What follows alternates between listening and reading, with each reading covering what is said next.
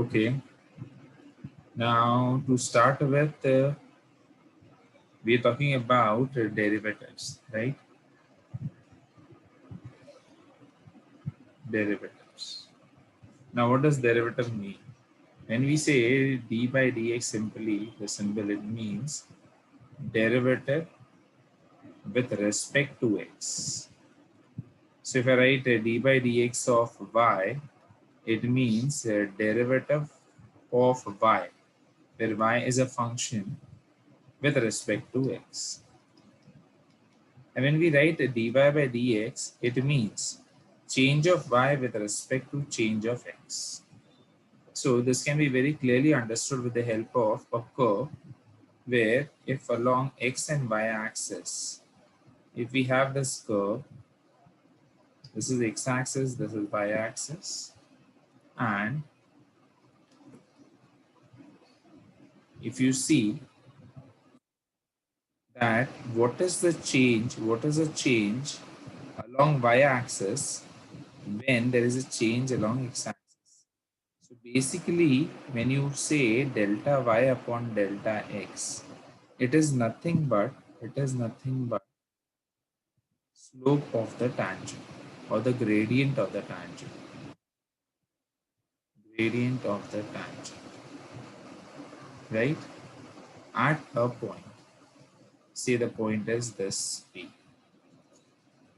Okay. Now that is a basic derivative understanding of derivative as to what does derivative mean. Moving further with our work, the basic derivatives needs to be done with the help of a formula. So d by dx of x raised to n, the power root, is n into x raised to n minus 1. And similarly, you have all the formulas with sin x, cos x, and all the other terms, right? Now, when this all is done, d by dx of, if I ask you x raised to 7, so according to this, the answer turns out to be 7 into x raised to 6. But if I ask you what is derivative of, say, 7 into x raised to 5, so you see a constant is multiplied to a variable. In that case, you take a constant aside and differentiate x raised to 5. So again, 7 into x raised to 5 is 5x raised to 4. So the whole answer is 35x raised to 4. Is that clearly understood? So that is a basic thing which we say that derivative of constant into f of x is constant aside and then you differentiate f of x. Now this writing derivative of f of x can also be written as k into f dash of x. One more way of writing it. Now, further on, when you see derivative of a constant, so as we say, what is derivative? Derivative is change in this with respect to change in x. But when a constant is there, how can there be a change? So derivative of constant is 0. You can remember it that way, right? Okay. Further in, if you have two terms multiplied, like in u into v, where u is a function of x, v is another function of x, right? And then if you're asked to differentiate this, you can go by a formula. What is it? U derivative of v plus v derivative of u. Can be written this way also, u v dash plus v u dash. Do you understand this? Right? So if I take an Sir, can you repeat example, that once again? I'll explain that. I'll explain that with the help of an example to make you understand clearly.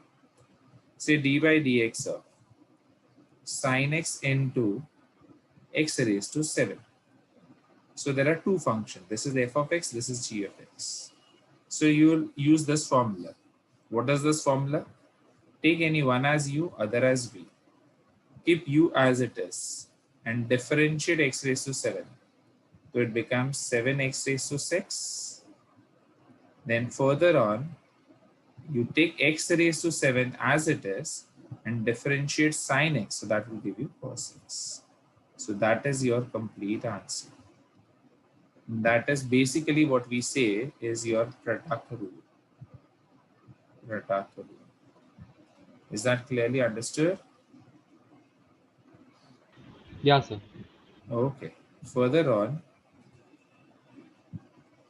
here, if I have d by dx of in a similar way, two functions which are divided, I'll directly take a formula u by v. Then the formula works as vu dash minus uv dash upon v square, right? Where u and v are functions of x. U dash means, what does u dash mean? Derivative of u with respect to x. Is that clear? Let's take an example to understand, and this is basically known as quotient rule. So it is quotient rule. So here you see example d by dx of u by v. So just let's take it as sine x upon again x square, a simpler one. So let's follow the formula. V, so x square into u dash, that is sine x her derivative, that is cos x, minus u, that is sine x as it is, v dash derivative of x square, that is 2x, upon v square, so whatever is v, it's square, so x square ka square. So this is basically your answer. Do you understand this? Yeah. So that is quotient rule. Now, once we are done with quotient rule, what can we go for it further is derivative of composite function or chain rule. Now, this is the most important part of derivative. It seems to be tough to start with, but one of the easiest concept if you try to understand. And why do you do it? Let's understand that first. Once again, what is derivative of x raised to 7? 7x raised to 6. But herein, if I ask you what is derivative of 3x plus 5 raised to 7. So again, it is some bracket raised to 7. This was x raised to 7. So we treat this bracket as a variable, right? And we write it as 7 into bracket raised to 6. The same way. 7 into x raised to 6, right? So 7 into bracket raised to 6. So what did we do? We used or we differentiated this function. Which function? Variable raised to 7. That is an algebraic function we differentiated. But what about the derivative of something which is there in the bracket? So we need to differentiate that also. Do you understand this? So this works like a chain.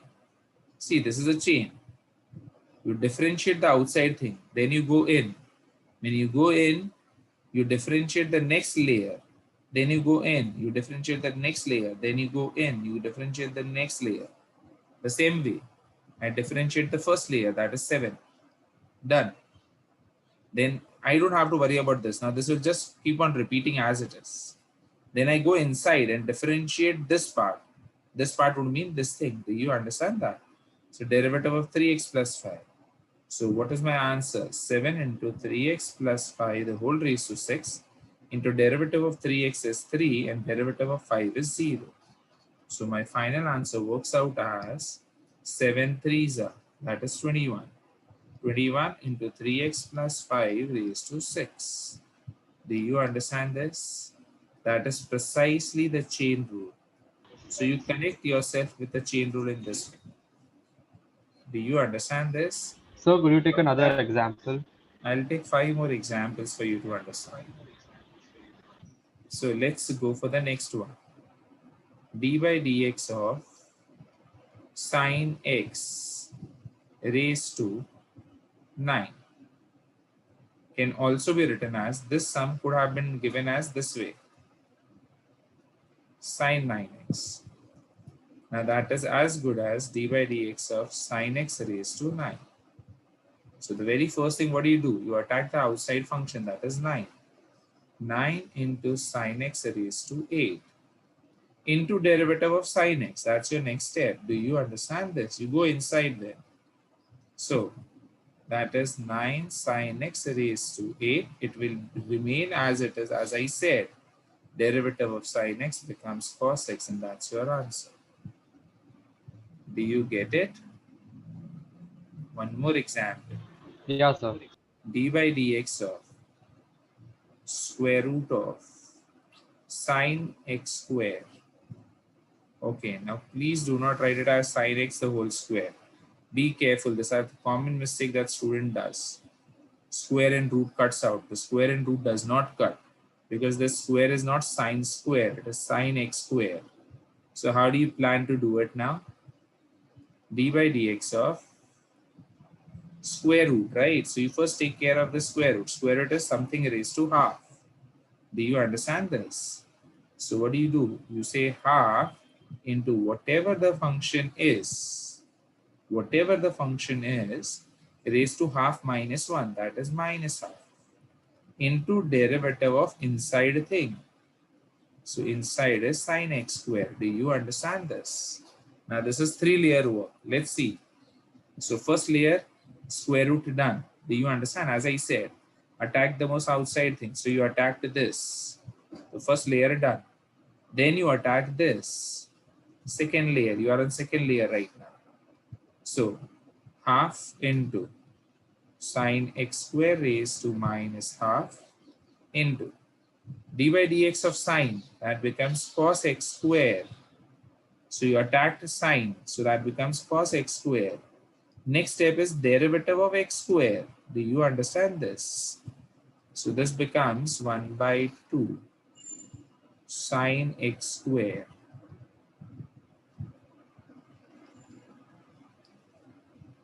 into, here you have, in the numerator you have cos x square. Derivative of x square is 2x. So your final answer goes as 2 cancels out, and this is your final answer. Go through this example again, right? I'll give you some more examples to work on. Let's see. Okay, so going for the next questions, we have cos square x raised to 7. You could just check your answer. I'll explain the things in details. Let's see. Here I have for cos square. So I would say this is number 1. So answer to 1. Answer to 1. Okay, so how do you go about doing it is dy by dx is equal to, the very first thing is, this is nothing but d by dx of cos x raised to 7 the whole square. So the very first thing is you attack this algebraic square outside. So when you do this, you'll get 2 times cos x raised to 7 into derivative of cos. That's your next attack. Cos x raised to 7. So now the first thing will repeat as it is. As I said earlier, 2 cos x raised to 7 will repeat as it is. Into derivative of cos will become sine x raised to 7. Now the next thing is you differentiate this x raised to 7. So derivative of x raised to 7 is left out. The chain, remember this. The outer one, if you see how do I go about attacking things, the outer one first, then the cos one, and finally this particular term. Do you get it? Right? So now if I go ahead with this, what do I get? 2 cos x raised to 7 into, do you understand this? Do you understand? So 2 cos x raised to 7 Yeah, sir. into sine x raised to 7. And the next thing is derivative of x raised to 7 is 7x raised to 6. Right? 7 2s are 14, and that is how it works out. I hope you understood this. So that was your first one. Just go through the solution once, and then I'll go ahead with the next question. Did you check your answer? Yeah, sir. I got it correct. Good, good, right? So then the next one is easy. I suppose you've already managed it. Let's go for the third one. Most probably you had a doubt with this. 7 sine x squared. So let's think of this. Here we have answer to third question. 7 sine x squared, right? Okay. So if I want to differentiate this term, the very first is 7 raised to x. If it is 7 raised to x, what would you write? So you'll write 7 raised to whatever it is. So x into ln 7. That is done. So my first thing is I'm attacking this 7 raised to x thing. That I have done. Next is I'll attack this sine. So sine ka derivative becomes, so next step I'll write derivative of sine x square. Now next step, 7 raised to sine x square ln 7. That will repeat as it is. I don't have to worry about this now. Derivative of sine becomes cos x square. And now I'll attack this x square. That's my third attack. So derivative of x square. Next I go for derivative of x square. So the last step is you repeat all these things. What do you repeat? You repeat all these things into a bracket. So here I repeat it. Derivative of x square becomes 2x. So that's your answer. I hope it is clear. Done? Okay, so next I start with one more part of derivatives. When I say this, here you have it. Say implicit function. Okay, so the derivative that we did till now are explicit ones. Now, what does this explicit means? When we have y equal to f of x, like in I have y equal to sine x, and I ask you to differentiate it, you get dy by dx is equal to cos x, whatever. So your y and x are separated.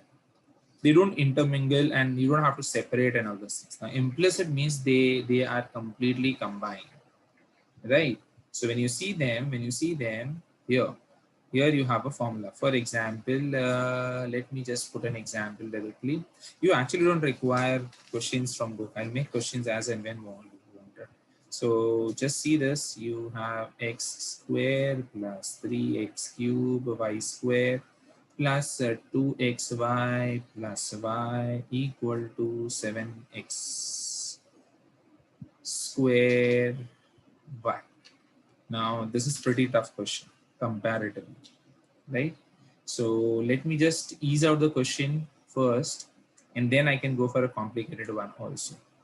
So yeah, I eased out the question to some extent. Yeah, here you have the easy one, comparative. Okay, how do you start? So I start differentiating this. So x square ka derivative, we know it's 2x. Now this 2xy, 2 is a constant. I keep it aside. xy acts as uv thing, product rule. So x into derivative of y is dy by dx, as we already write. See this, derivative of y is dy by dx plus y into x ka derivative is 1. Do you understand this? Did you understand? This is derivative of this xy thing, Yeah. right? Then derivative of y becomes dy by dx. And again, you have this 7x square y. So this 7x square y right here because I require some more space. So 7 into x square ka derivative is 2x and y remains as it is. And then x square remain as it is and y ka derivative is dy by dx. So whole of the derivative thing you've done now. But that's not your dy by dx because now comes a simple algebra which says what? Collect all like terms together. Like term in sense dy by dx together. So what do I do is I collect dy by dx together. So which are dy by dx term? 2x. So this is dy by dx term. This is dy by dx term. So plus 1. And I take dy by dx term from here. So this is 7x square which goes there and becomes minus 7x square. Any doubts till this part? And all the other terms on the right hand side. So on the right hand side, if you see 7 2s are 14xy. Then you have 2y, which you take on the other side becomes minus 2y. 2x, which you take on the other side and becomes minus 2x. Do you understand this? So dy by dx becomes what? It is 14xy minus 2y minus 2x upon 2x plus 1 minus 7x squared. Now take your time to digest this. Go through the solution once, read it strongly, and let's see how much you understand. Right?